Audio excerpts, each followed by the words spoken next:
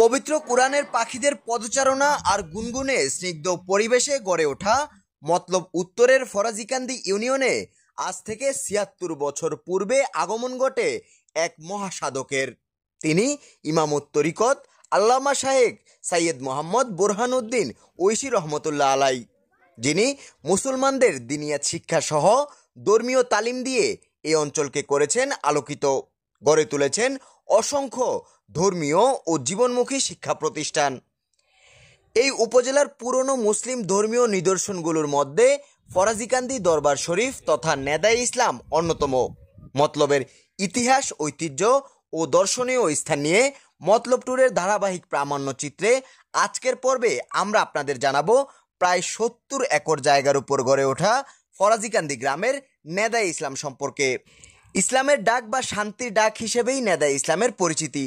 ১৯৪৯ সালে ইমামুত তরিকত আল্লামা শাহেখ সৈয়দ মোহাম্মদ বুরহানুদ্দিন ঐশী রহমতুল্লাহের হাত ধরে নেদায়ে ইসলামের যাত্রা শুরু হয়। তিনি ফুরফুরার সিলসিলাভুক্ত পীর প্রফেসর আব্দুল খালেক রহমতুল্লাহের কাছ থেকে কাদেরিয়া, চিশতিয়া, নকশবন্দিয়া, মুজাদ্দেদিয়া ও তরিকায় খেলাফত অর্জন করেন। মাত্র ৩২ বছর বয়সে অর্থাৎ ব্রিটিশরা ভারতবর্ষ ত্যাগ করার প্রায় ২ বছর পর এই প্রতিষ্ঠান প্রতিষ্ঠা করেন তিনি। ১৯৫৯ সালে ওয়াইশিয়া আলিয়া মাদ্রাসা ফাজিল স্বীকৃতির পর শায়েখ সৈয়দ মনজুর আহমেদ রহমতুল্লাহর হাত ধরে নেদায়ে ইসলামের ধীরে ধীরে প্রচার এবং প্রসার বাড়তে থাকে। তিনি দায়িত্ব গ্রহণের পর ১৯৬৫ সালে উচ্চশিক্ষার জন্য বাবার নামে ঢাকার নাজিমউদ্দিন রোডে Sheikh Borhanuddin post graduate college প্রতিষ্ঠা করেন। কলেজটি তখন ঢাকা মহানগরীর প্রথম বেসরকারি বিশ্ববিদ্যালয় কলেজ ছিল। ১৯৭৮ সালে নেদায়ে ইসলাম শিক্ষা সমাজ কল্যাণে নানাবিধ কর্মসূচির সফল বাস্তবায়নের জন্য কুমিল্লা ফাউন্ডেশনের তরফ থেকে স্বর্ণপদক প্রাপ্ত হয়।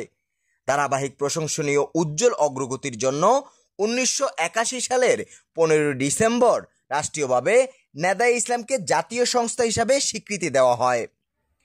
সুপ্রাচীন এই দরবার শরীফে আসলেই মনটা যেন শীতল হতে শুরু করবে। দরবারের ইতিহাস লগ্ন থেকে এখানে একে একে গড়ে উঠেছে বহু প্রতিষ্ঠান। এখানে রয়েছে বহুতল আধুনিক ভবন বেষ্টিত ফরাজিকান্দি ওয়েশিয়া কামিল মাদ্রাসা। বর্তমানে পুরো প্রতিষ্ঠান জুড়ে অসংখ্য এতিম সহ শত শত শিক্ষার্থী এখানে পড়াশোনা করছে। সরকারিভাবে প্রতি বছর প্রায় ১০ লাখ টাকা আসে এখানকার শতাধিক দরিদ্র ও এতিম শিক্ষার্থীদের জন্য।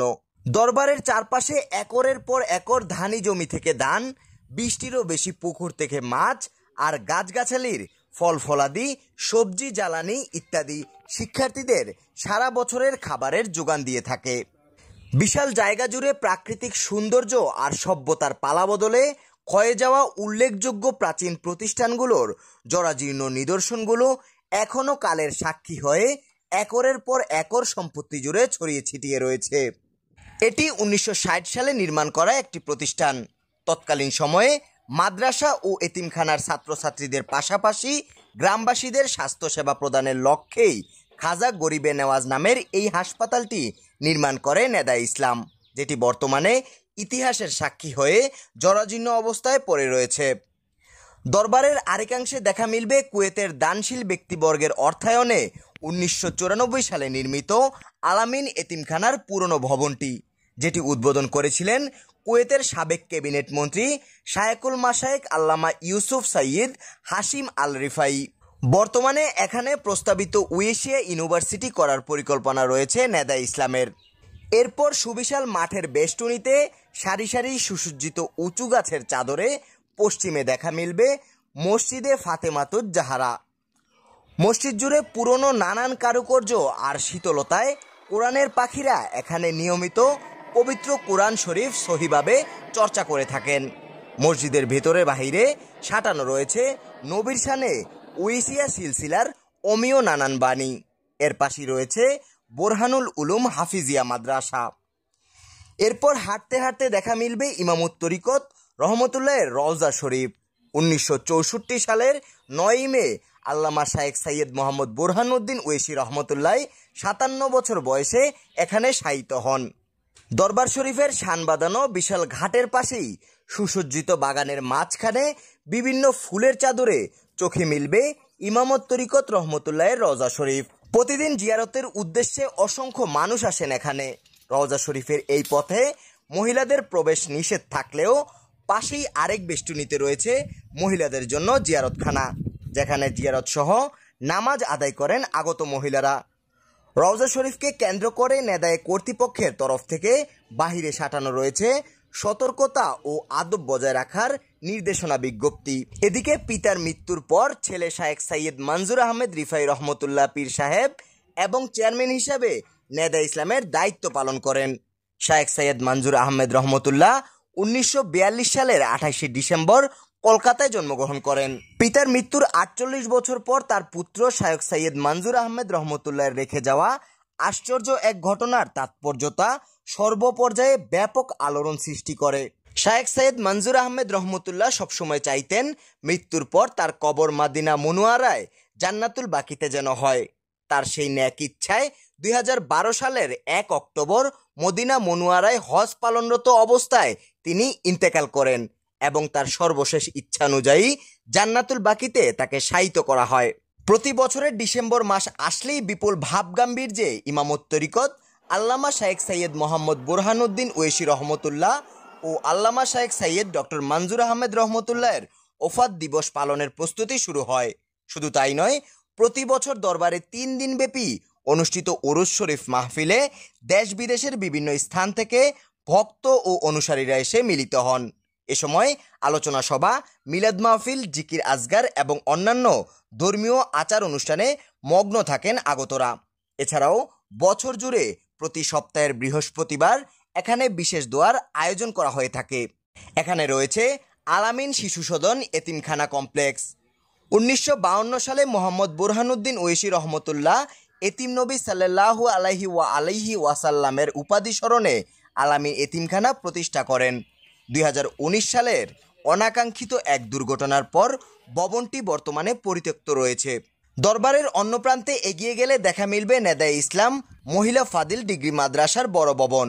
1992 সালে এই অঞ্চলের মহিলাদের জন্য প্রায় 2 একর জায়গার উপর মাদ্রাসাটি স্থাপন করেন শায়েখ সাইয়্যেদ মনজুর আহমেদ রহমতুল্লাহ। যদিও 1956 সালে হাতে কলমে শিক্ষাদানের জন্য এখানে স্থাপিত হয়েছিল জিলানিয়া ইন্ডাস্ট্রিয়াল স্কুল। সে সময় দুস্থ মহিলাদের পুনর্বাসন কেন্দ্র হিসাবে নেদায়ে ইসলাম মহিলা মহল হিসাবে পরিচিত ছিল এটি। এর অধীনে তাঁত ও বয়ন শিল্প, দর্জি শিল্প, কৃষি শিক্ষা, বৈদ্যুতিক ও মেরামত কাজ ইত্যাদি জ্ঞান লাভের সুযোগ সৃষ্টি করা হতো এখানেই। মহিলা মাদ্রাসার উল্টো দিকে রাস্তার বাঁ পাশে রয়েছে শিকদার বাড়ির পারিবারিক কবরস্থান, যেটি প্রতিষ্ঠা করেছিলেন ইমামত তরিকতের আব্বাজান আলহাজ মরহুম মোহাম্মদ আফাজউদ্দিন আহমেদ। তিনি 1937 সালের 8 এপ্রিল মৃত্যুবরণ করেন। আল্লামা শায়েখ বুরহানুদ্দিন ওয়েশী রহমতুল্লাহ তার জীবন জুড়ে এই প্রতিষ্ঠান প্রতিষ্ঠা করতেই কাজে লাগিয়েছেন। তার উদ্দেশ্য ছিল অনগ্রসর আগামী প্রজন্মকে আধ্যাত্মিক সাধনার পাশাপাশি নিরক্ষরতার অভিশাপ থেকে মুক্ত করা।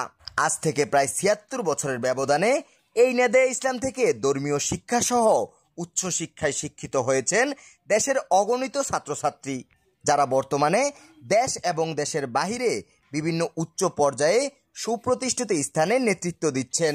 শায়েখ সাইয়্যেদ মনজুর আহমেদ রহমতুল্লাহের ইন্তিকালের পর নেদায়ে ইসলামের হাল ধরেন তার ভাই শায়েখ সাইয়্যেদ মোস্তাক আহমেদ এবং তার ছেলে শায়েখ মাসউদ আহমেদ। শায়েখ সাইয়্যেদ মোস্তাক আহমেদ বেশিরভাগ সময় যুক্তরাষ্ট্রে অবস্থান করে থাকেন। এদিকে বর্তমানে দরবার শরীফের দায়িত্বে থাকা মাসউদ আহমেদ নেদায়ে ইসলামের যাবতীয় কার্যক্রম পরিচালনা করেন।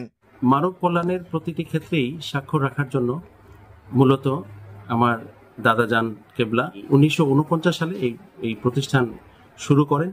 প্রথম 7 জন ইয়াতিমদের নিয়ে এই প্রতিষ্ঠান গড়ে ওঠে। তার মেহেরবানি এই চাঁদপুর জেলার মধ্যে অভূতপূর্ব রেজাল্ট আল্লাহর মেহেরবানি আমাদের মেয়েরা করে যাচ্ছে। তৎকালীন সময় ইস্ট পাকিস্তানের অবস্থান থেকে শুরু করে অদ্যাবধি যখনকার সময়ের আমাদের ছেলেরা ঐতিহাসিক অভূতপূর্ব রেজাল্ট তারা করেছেন। তারা মেধা তালিকায় সারা বাংলাদেশে কম্বাইন্ড মেরিট লিস্টে তারা প্রথম থেকে 20তম অধিকার তারা বেশিরভাগ মেধা তালিকায় তাদের রেজাল্ট অর্জন করত এবং সেই ধারাবাহিকতায় এখন আমাদের কার্যক্রম পরিচালনা হয়ে আসছে। প্রতি বছরই আমাদের ছেলে মেয়েদের নৈপুণ্যতা তাদের উৎকর্ষের আলোকে তারা বেড়ে উঠছে এবং তাদের জীবন উজ্জ্বল ভবিষ্যতের জায়গা থেকে তারা তাদের অবস্থানকে তারা নিজেরা নিশ্চিত করছে। আমি তাদের সর্বাঙ্গীন মঙ্গল কামনা করি, তাদের উজ্জ্বল ভবিষ্যৎ কামনা করি।